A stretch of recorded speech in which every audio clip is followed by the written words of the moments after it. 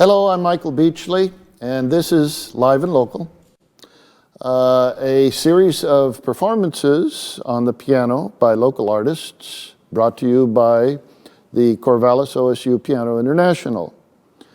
And today we have Keenan Cabrera, and he's going to be playing on the Grace Steinway.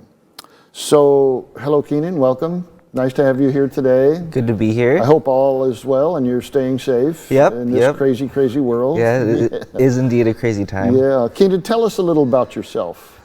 Well, I just completed my bachelor's in piano performance at Oregon State University. I studied with Rochelle McCabe.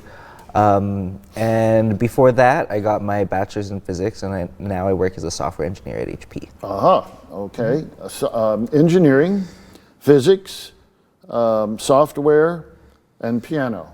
What a combination. Yeah. That's marvelous. Now, how do you put all that together? As a musician, as a pianist, what's the relationship between your musicality, your music interests, and what you studied in college?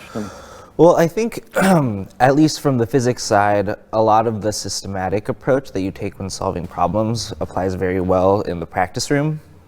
And so I'd say as a musician, I'm really oriented towards the score and very detail oriented and then solution oriented when I'm practicing difficult sections. Mm-hmm. So definitely the way that I kind of break apart a piece is very systematic and kind of draws on the way that we learn how to solve problems in physics.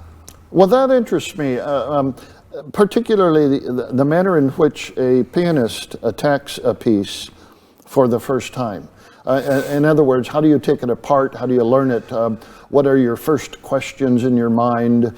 Do you have a plan of action? Or do you just jump into it? See, I jump into it. And I probably should have a plan of action, but I just go into it and start playing it and seeing how. But tell me about how you do that. Well, I typically, I start with the section that scares me the most.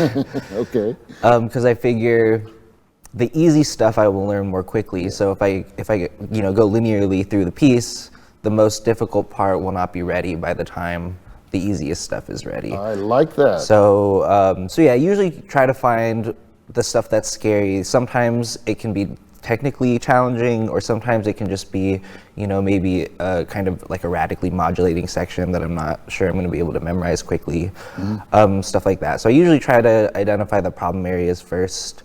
And then work on those. And then, of course, also whatever favorite parts I might have. Sure. Oh, yeah. Makes you feel good, Dad. Yeah, exactly. Yeah, right. So, pardon me, if you look at a piece of music, then what you're really doing translating, of course, and that has corollaries to writing code. Yeah. Doesn't it? Yeah. Interestingly. It's kind of the same thing, you code the hard part first if you can. Oh, yes. Yeah. Of course, if you're looking for a break, you can do the easy part. But typically, there's a lot of value to be had in kind of tackling the difficult parts first. Wow. Yes, I can see that. Yes. So, what are you going to play for us today? I'm playing Debussy's Hommage to Rameau from the first book of Hommage. Yes, one of my favorite pieces. I attempt to do that piece myself, and there are those hard parts in there that I should probably focus on more than the easy parts. Yes, yeah. It's a gorgeous piece. Now, Rameau, of course, precedes Debussy by a century. Yeah. Definitely a couple periods, at least. Yeah. And do you know anything about why Debussy selected Rameau and what he had in mind when he was composing this piece?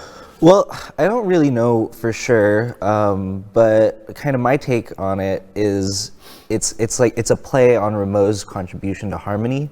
Oh. So Rameau was kind of the first person to think about chords as having a root, even if they're in a different inversion. And so he wrote a big treatise on harmony that basically kind of set the standard for tonal compositions going forward until now. And so Debussy was also very deeply interested in harmony, but the harmony that he developed is not traditional, doesn't follow the same style as Rameau. So I think it's kind of interesting that that the homage to Rameau is written in such an unfamiliar language, you know, but at the same time, it's written in the style of a sarabande, which is a Baroque dance suite, which is a genre that Rameau himself certainly composed in. So I think he's kind of tying it back to those kind of Baroque roots, but also kind of putting his own spin on the harmony. Yeah, now we all know Debussy went off into the ozone from time to time. Yeah, he very did. much so, and came out with some very beautiful passages in music that are stunningly gorgeous. So was he pushing modern music back to Rameau time, or was he bringing Rameau's forward into contemporary expression?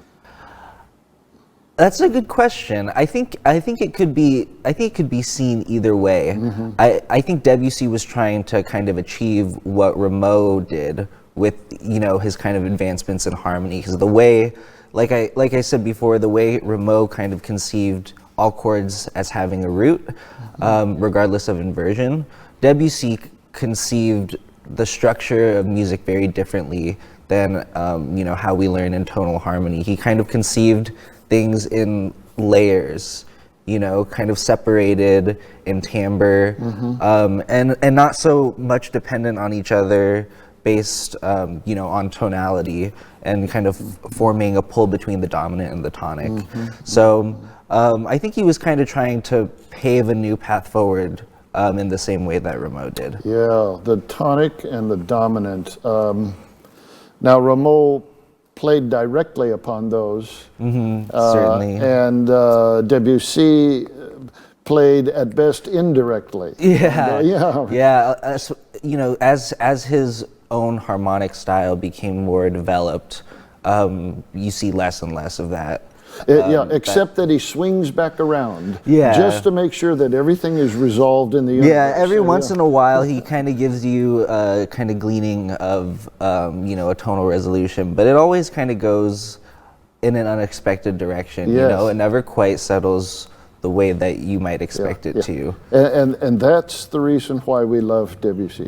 Yes. Oh, I'm looking forward to hearing this. It is one of my favorite pieces. And when I am bored, I'll pick it up and I'll try to work with it. Yeah, I highly suggest anyone play it. It's very rewarding. So, okay, good. Are you ready? Yeah, I'm ready. Okay, let's go. Thank you very much, Keenan. It's good to see you here. Thank you, Michael.